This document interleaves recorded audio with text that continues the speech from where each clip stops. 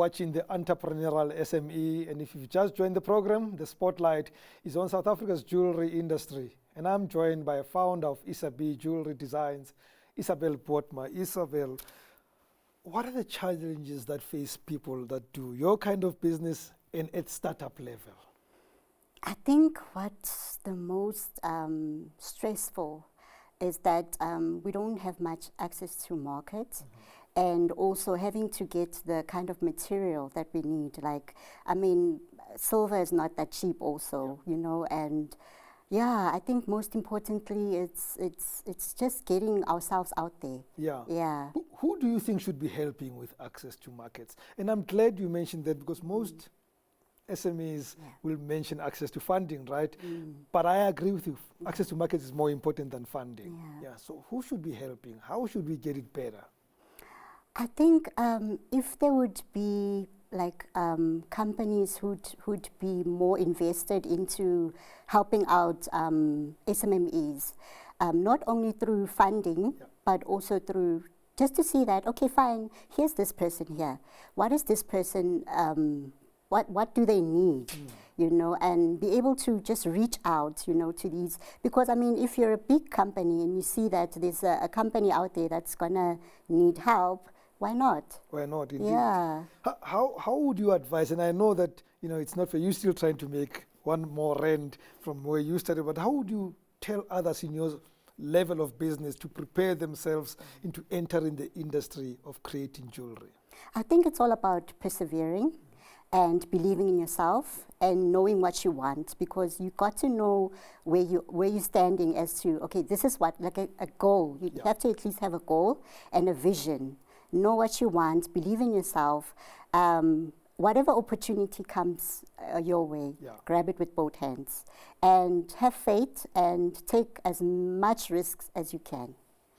A lot of companies in South Africa, whether because of legislation or because of goodwill, start programs like enterprise development and stuff like that. Have you benefited from those? Would you advise people to go through those programs to grow their product and business? Yes, because just when I started my business, the Rand Refinery hadn't started, or any company in our industry, they haven't started things like enterprise development. So I think late 2020, just after I thought I was going to give up, because I have lost all the stock and product that I've been creating. For 3 months, I didn't have any salary. So I lost that, and then Rand Refinery came up with the enterprise development program, and they called it the Silver Mentorship Loan. So within that, I was able to get metal and mentorship through helping me register my company, things like that. So I feel like they really did put like a foundation to what Isabi is now. Do you create for men? You know, I love that question a lot, because that's what I always find. Everywhere when I go, men come to me and be like, oh, but I don't see any gents jewelry. One thing I would say is that I struggle a lot to create for men, because I'm like a girly type of... You know what the girls want. Yeah, but it's not a bad thing, because I feel like I'm also open for customizing. For men, I'd say that please come through for custom jewelry, but I do also want to create a line for men. Well, you are solid now. Again, you're not making the money you want to make.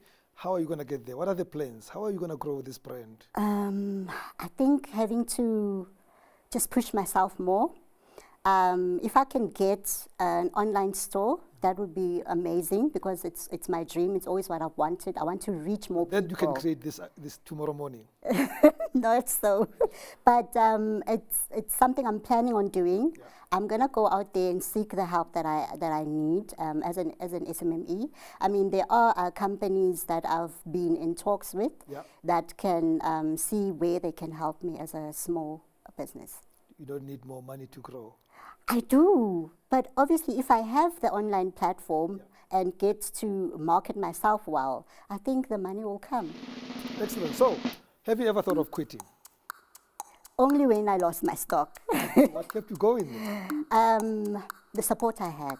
I had so much support from my family, my mentors, and people who believed in me. You know, they kept on saying, you know what, irregardless of what happened, there's so much there's so much potential in you. And also because I'm such a believer. I'm a believer in God, and I pray a lot, and I have faith. And something inside told me, there's still more. The Bible speaks a lot about jewelry anyway. What do you do for fun? I like to go out with friends for lunch or whatnot, or just spend time with my family. And given a chance, COVID or not, would you do this again and again and again? With all my heart. Coffee, tea, water, whiskey, beer? I'm such a coffee person. There are too many coffee people in this world. It's boring. Isabel, thank you very much for chatting.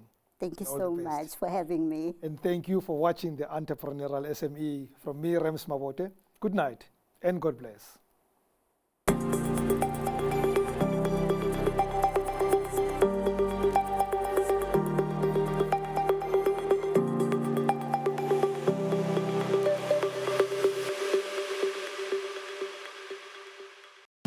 Your trusted connectivity partner, Telkom Business, proudly brings you the Entrepreneurial SME Show.